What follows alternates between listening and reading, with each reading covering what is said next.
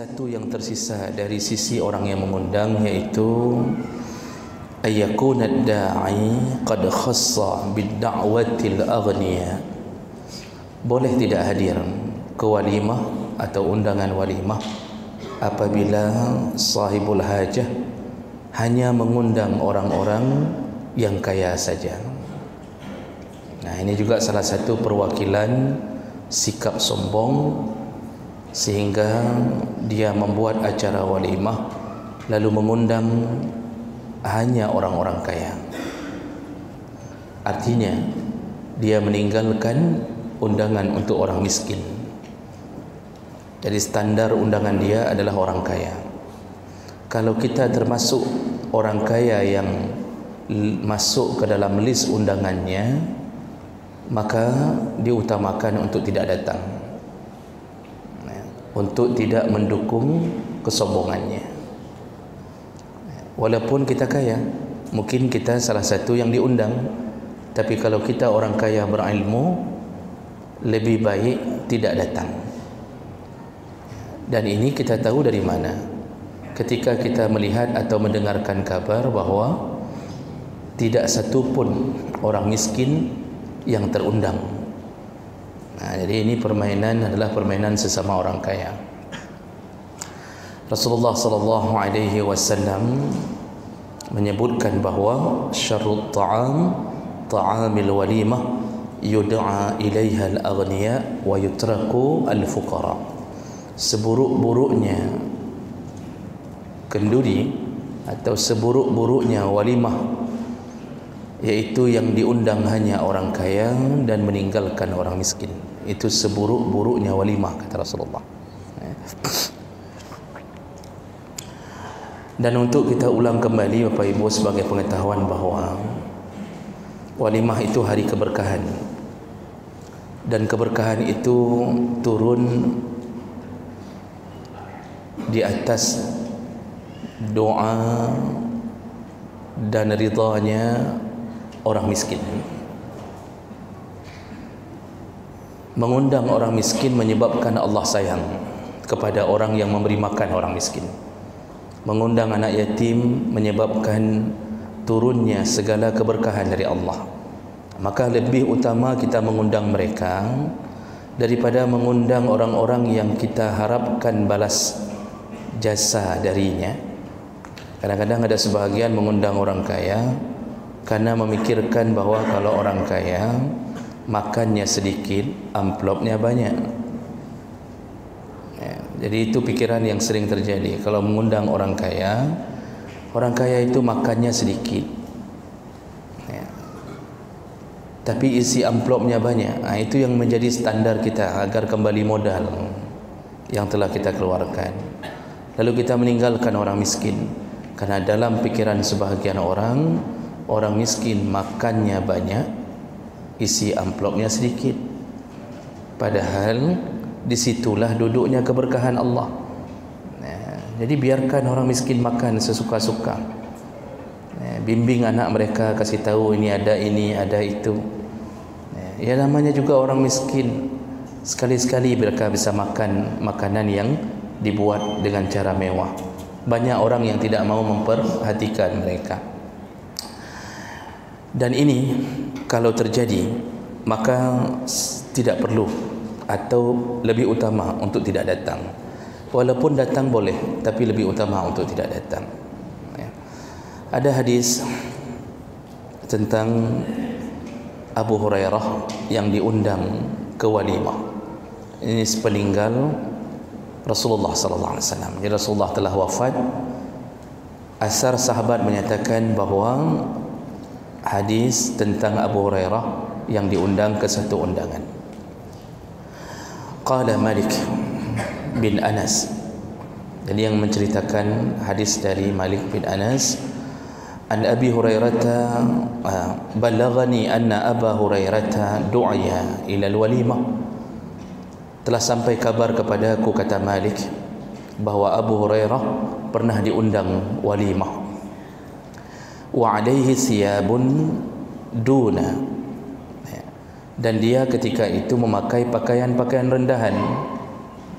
Artinya pakaian-pakaian orang miskin, pakaian yang tidak bagus. Fa'ata liyadkhula famuni'a wa lam yu'zan lah. Lalu kemudian ketika dia datang dan ketika dia masuk ternyata dilarang, tidak diizinkan untuk masuk. Ada pengumuman. Nah, pengumuman anak. Oh, baik. Pikir ada pengumuman mobil yang baik. Jadi kemudian Abu Hurairah ternyata dilarang masuk karena pakaiannya pakaian orang miskin oleh si sahibul hajah. Fazahaba, lalu Abu Hurairah pulang. Falabisa siyaban jihadan summa jaa faudkhila. Lalu kemudian dia pulang ganti pakaian dengan yang lebih baik, dan setelah datang kedua kalinya ternyata diizinkan masuk. Falamma wada'a as-sarid wada'a kammai alaihi. Jadi diizinkan untuk masuk. Lalu kemudian ketika dihidangkan makanan, Abu Hurairah tidak mau makan. Dia hanya meletakkan dua lengan bajunya di atas makanan tadi. Dia letakkan baju ini yang dia pakai, baju baru itu, di atas makanan tadi. Maka sahibul hajah kemudian berkata, faqila lahu ma hadha ya Abu Hurairah, kenapa engkau melakukan ini wahai Abu Hurairah? Faqala innama hiya allati adkhaltu wa amma ana falam adkhul. Bukankah tadi engkau mengundangku, menolakku karena pakaianku, dan setelah aku memakai baju yang bagus maka engkau menerima aku, maka biarlah baju ini yang memakan makanan ini, karena engkau sebenarnya hanya memperhatikan bajuku, kata Abu Hurairah. Summa baka, setelah mengatakan itu beliau menangis. Wa qala zahaba hubbi wa lam yanal min hadha syai'an wa baqitum tahanuna ba'da. Telah pergi kekasihku. Nah, maksudnya kekasihku Muhammad. Jadi Abu Hurairah berkata sambil menangis, semenjak kekasihku telah pergi. Maksudnya Rasulullah sallallahu alaihi wasallam. Wa lam yanal min hadza syai'an, tidak pernah diajarkan pekerjaan seperti ini. Maksudnya apa? Walimah menolak orang miskin, lalu hanya mengundang orang yang berpakaian bagus. Wa baqitum tahanuna ba'dah, dan kalian mulai meremehkan urusan ini setelah kepergian Muhammad sallallahu alaihi wasallam. Nah, jadi hadis ini menunjukkan bahawa begitu buruknya akhlak orang yang membuat walimah dan hanya mengundang orang-orang yang kaya, lalu menghinakan orang-orang yang miskin. Nah, di sini menunjukkan Abu Hurairah menolak untuk masuk dan makan, dan dia hanya ingin menampakkan dengan baju barunya, ternyata engkau menerima aku karena bajuku. Nah, di sini menjadi pelajaran bagi kita Bapak Ibu yang Allah muliakan, bahawa janganlah terulang membuat walimah dengan gaya seperti ini. Jadi lebih utama setengah-setengah sudah okey. Setengah orang miskin, setengah orang kaya. Jangan harapkan apapun dari orang miskin. Orang miskin mungkin cuma membawa 2.000, 3.000. Itu pun kalau ada yang kadang-kadang amplop kosong. Karena tidak enak dia keluar amplop kosong diisinya, memang tidak ada apa-apa. Tapi dari mereka lah kita mendapatkan segala kebaikan setelah walimah itu. Jadi Allah Subhanahu Wa Taala begitu memuji-muji orang yang memberi makan orang miskin. Bahkan salah satu daripada ciri-ciri haji mabrur adalah it'amut ta'am. Pulang dari haji muncul kedermawanannya, berubah jadi orang yang suka memberi makan kepada orang miskin. Jadi kalau haji sudah berkali-kali tapi masih pelit seperti Haji Muhyiddin, ini belum masuk dalam kategori haji mabrur. Haji berkali-kali tapi Masya Allah pelitnya luar biasa. Wakaf tidak, sedekah tidak ada, memberi makan orang miskin tidak ada. Jangan harap haji itu akan membela kita di hari kiamat nanti. Jadi cukuplah dapat saja di dunia, tapi tidak ada pembelaan di hari kiamat. Jadi ini salah satu walimah yang boleh tidak hadir kalau kita melihat dia ternyata hanya mengundang sesama yang kaya saja. Baik, itu syarat perkara yang terakhir dari sisi orang yang mengundang. Kemudian kita masuk berikutnya asyurut al-mu'tabarah fil mad'u. Syarat berikutnya, perkara berikutnya adalah boleh tidak menghadiri walimah dengan perkara-perkara dari sisi orang yang diundang. Jadi kita sudah selesaikan dua perkara. Pertama, kita selesaikan beberapa pertemuan dari sisi tempat. Jadi kalau di situ ada kemungkaran, ada keyboard, kemudian ada maksiat, disediakan makanan-makanan haram, itu semuanya tidak usah datang. Kemudian kita sudah bahas dari sisi orang yang mengundang, dan sekarang kita masuk ke dalam pembahasan boleh tidak hadir dengan perkara-perkara yang dilihat dari sisi orang yang diundang. Apa saja dia? Yang pertama, al-aqlu wal bulugh. Baru wajib hadir walimah kalau orang yang diundang itu adalah orang yang berakal dan baligh. Baru wajib hadir kalau yang diundang berakal dan baligh. Artinya orang yang tidak berakal maka tidak wajib menghadiri walimah. Diundang orang gila, apakah orang gila wajib hadir walimah? Sehingga ketika kita berjumpa dengannya kita katakan, Hanija, Balung, ini yang gila sebenarnya siapa? Maka orang gila tidak wajib datang. Stres tidak wajib datang. Orang pikun sudah jawai, tidak tahu pun apa yang disebutkan atau tidak tahu kapan diundang, apa acaranya, hilang akalnya, hilang masuk, maka tidak wajib datang. Kemudian al-bulugh, baligh. Jadi anak-anak kalau diundang tidak wajib datang. Jadi kalau orang tua, sekali lagi kita ulang, kalau undangan tidak ditulis dan keluarga, maka yang dimaksud hanya kita saja. Kalau ditulis dan keluarga, baru boleh bawa keluarga. Namun kalau di antara keluarga kita ada yang belum baligh, maka yang belum baligh itu tidak termasuk yang wajib hadir. Hadir boleh tidak? Boleh, tapi tidak termasuk yang wajib hadir. Artinya enggak bawa enggak apa-apa. Namun orang kadang-kadang maksa bawa. Kenapa? Supaya tidak masak nasi siang. Jadi sekaligus sudah diatur dari pagi ini kita siang nanti semua ke sana. Ada anak 8 orang, 88 di road mendum gede, Pak. Amplop 15,000. Kasih amplop 15,000. Tapi anak yang kita bawa 8 orang. Anak kita bukan model anak biasa. Pasukan bodrek semua. Makan Masya Allah. Ini kadang-kadang kita harus pakai perasaan. Apalagi kalau kita mendatangi orang yang meninggal dunia, itu amplopnya seharusnya lebih besar daripada amplop mendatangi orang menikah. Kalau perkawinan itu rata-rata insya Allah orangnya mampu, apalagi yang buat walimah besar-besar itu mampu. Jadi bawanya sekitar 10,000, 15,000, itu hitung-hitung sebagai hadiah kita, sama-sama dapat pahala, sudah okey. Tapi kalau orang yang meninggal itu disuruh oleh Nabi untuk menolongnya, bawa yang lebih banyak, minimal 20,000 minimal. Dan jangan harapkan makan, karena itu bukan tempat makan. Dikasih sebagai sedekah, alhamdulillah. Mungkin kalau bukan dari harta anak yatim, silahkan.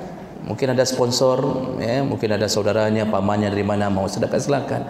Tapi hati-hati ketika berhubungan dengan harta anak yatim yang belum dibagi warisannya. Itu sedikit hati-hati, Pak. Nah, undangan walimah perkawinan tidak wajib bawa amplop. Itu sudah kita ulang berkali-kali. Namun amplop yang kita bawa hanya sekedar menghargai, dia sudah mengundang, kita makan di tempatnya, kita balas dengan kebaikan yang sama atau lebih. Makanya baik orang bawa amplop itu orang beriman, orang yang baik di sisi Allah Subhanahu wa taala. Baik. Berikutnya, syarat berikutnya, Jadi ini yang diundang baligh dan berakal baru wajib datang. Kalau tidak, tidak wajib datang. Yang kedua, al-hurriyah, orang merdeka. Apa maksudnya? Seorang budak, walaupun sekarang tidak ada lagi, itu tidak wajib hadir karena dia termasuk golongan mamnu' at-tasarruf.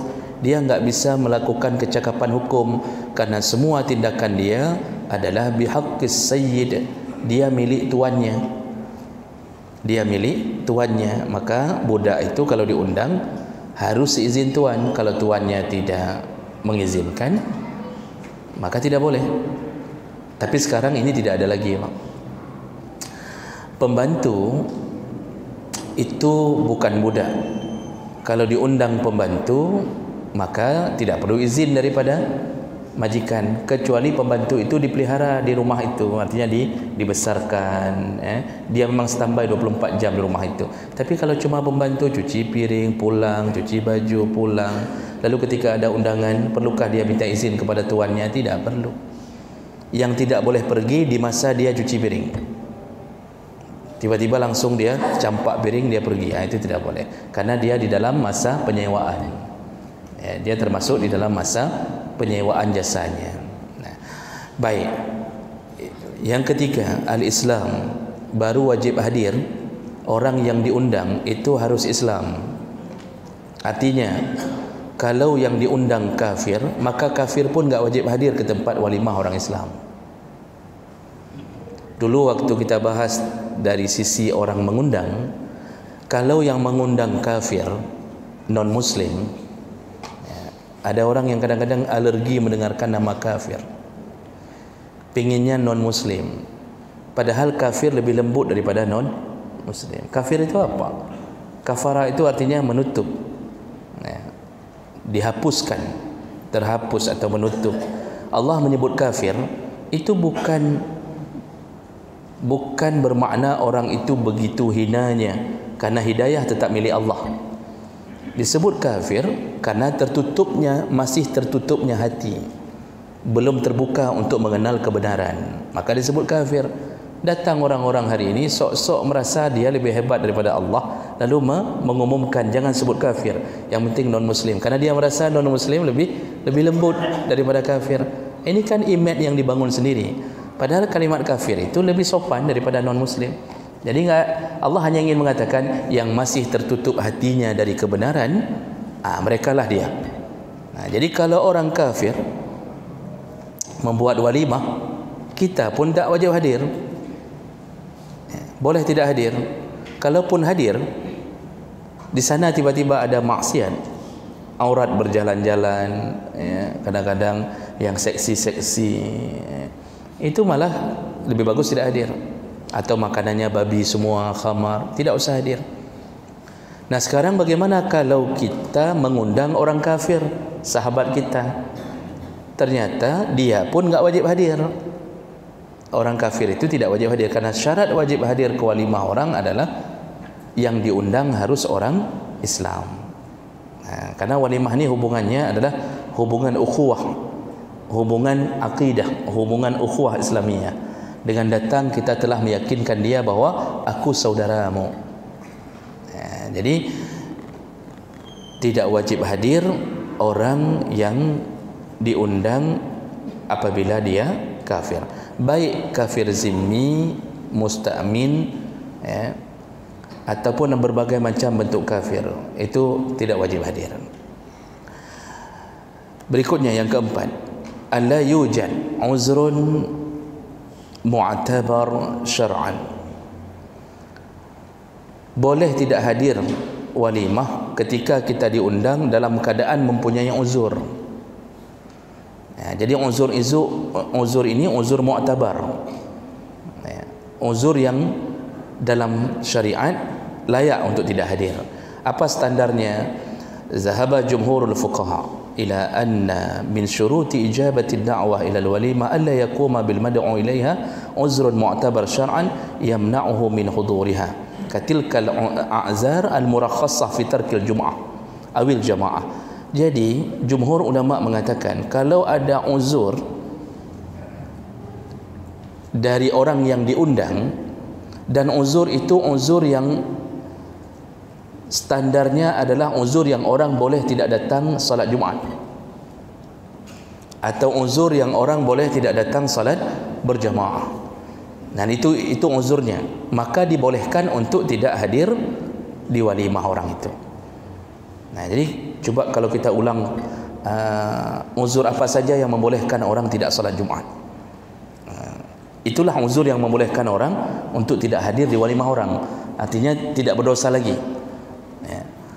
Uzur yang menyebabkan orang boleh meninggalkan Jumaat di antaranya apabila sakitnya sakit berat. Kalau cuma sakit yang ringan, itu tetap wajib hadir. Jadi kalau sakitnya sakit berat, panas tinggi, ya, kemudian pening yang membuat tidak bisa duduk, ya, goyang kalau ini, atau dia punya penyakit yang berbahaya, ya, COVID, atau apa sajalah yang berat-berat, ya, kanker atau stroke, ya, atau rematik sampai nggak bisa jalan, itu nggak hadir Jumaat tidak berdosa. Tapi kalau sakitnya ringan-ringan, panu, kadas, kuram, cemekam, kutu air, kutu busuk, kutu apa lagi, kutu buku, macam-macam, ini tetap wajib hadir. Sekarang orang nggak ada apa-apa pun nggak hadir Jumaat. Begitu remehnya agama ini di tangan umat Muhammad hari ini. Nggak ada masalah apa-apa, nggak hadir Jumaat, duduk-duduk saja, tutup kedai kopi, itu tutup cuma tirainya saja. Mereka di dalam, ya, tidak hadir. Yang di kantor kadang-kadang ada yang tidak keluar di kantor, yang di rumah tutup pintu, tidur. Subhanallah. Padahal Rasulullah mengatakan, man tarakal Jum'ah salasa marrat tahawunan, yang meninggalkan Jumaat 3 kali, tidak harus berturut-turut, ya, 3 kali tahawun, meremehkan Jumaat, nggak ada kendala, nggak ada uzur, tidur dia 3 kali, langsung Allah stempel hatinya dengan kemunafikan. Dan munafik lebih dahsyat azabnya dibandingkan kafir. Jadi benar-benar jadi munafik 3 kali tidak hadir Jumaat. Tapi Masya Allah, orang hari ini Masya Allah tidak hadir Jumaat lagi, Pak. Itu yang punya kedai kopi, ini tolong sampaikan kepada yang punya kedai kopi, Pak, ya. Kalau berani tutup pintu masih ada orang di dalam, seluruh dosa orang yang tidak salat Jumaat itu, mereka berdosa, dikumpulkan Allah semua dosa mereka, dicampakkan ke dalam catatan yang pemilik kedai kopi tadi. Mati pemilik kedai kopi ini, dia dapat gaji pensiun yang bernama dosa. Pemilik kedai kopi sudah mati, Pak, ya, sudah meninggal dunia, tapi kedai kopinya karena dia waktu hidup membiasakan begitu, orang berlindung di kedai kopinya, maka mengalirlah dosa itu.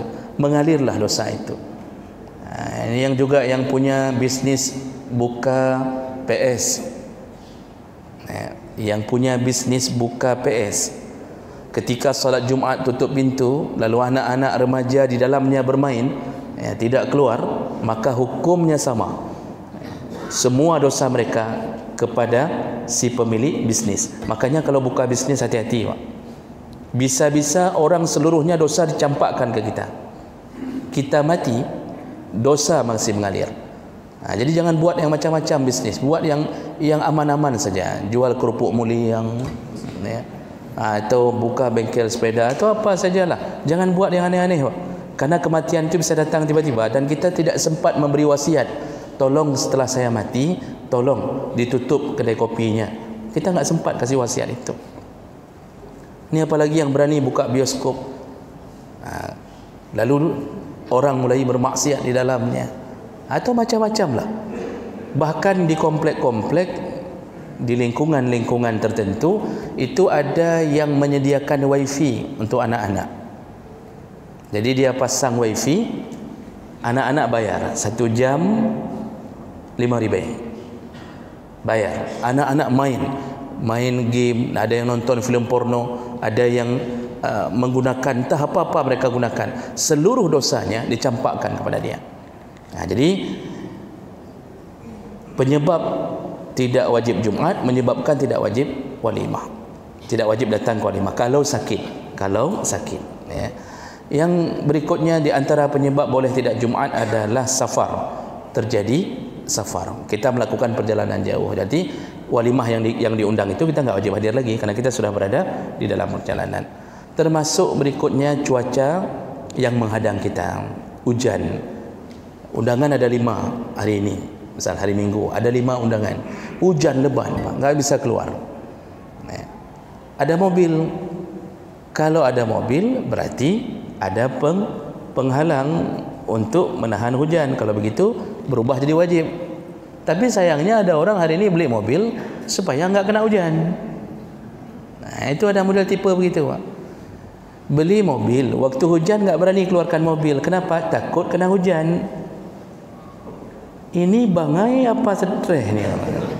Orang beli mobil supaya bisa menahan hujan, dia tidak berani keluarkan, takut mobilnya kena hujan. Padahal dengan punya mobil menjadi wajib, nggak hilang itu. Berarti ada hal yang bisa dia datangi. Nah, jadi kalau kita nggak ada, cuma kendaraan motor, susah untuk melangkah ke situ, maka dibolehkan untuk tidak hadir tempat walimah. Nah, begitu juga dengan salat jamaah, itu ada bab khusus dalam fikih yang membahas tentang perkara-perkara yang menyebabkan boleh tidak hadir walimah. Jadi intinya apa? Kalau seandainya seseorang menghadapi uzur apapun, apakah takut kehilangan harta, takut musim pencuri, kalau dia pergi takut rumahnya dihabisi oleh pencuri, nah ini juga boleh menyebabkan tidak hadir ke walimah orang lain. Baik. Saya cukupkan dulu di sini.